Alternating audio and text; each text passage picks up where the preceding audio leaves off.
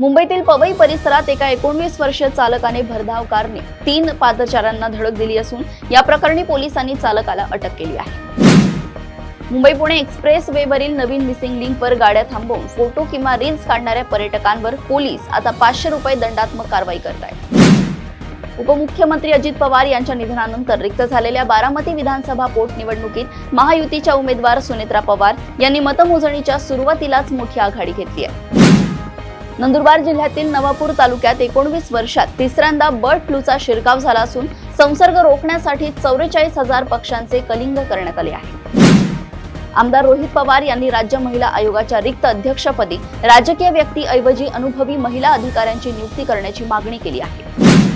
नसरापूर येथील चिमुरडीवर झालेल्या अत्याचार आणि खुनाच्या घटनेनंतर संतप्त पित्याने न्याय मिळेपर्यंत राजकीय नेत्यांना घरी न येण्याचं आवाहन केलंय।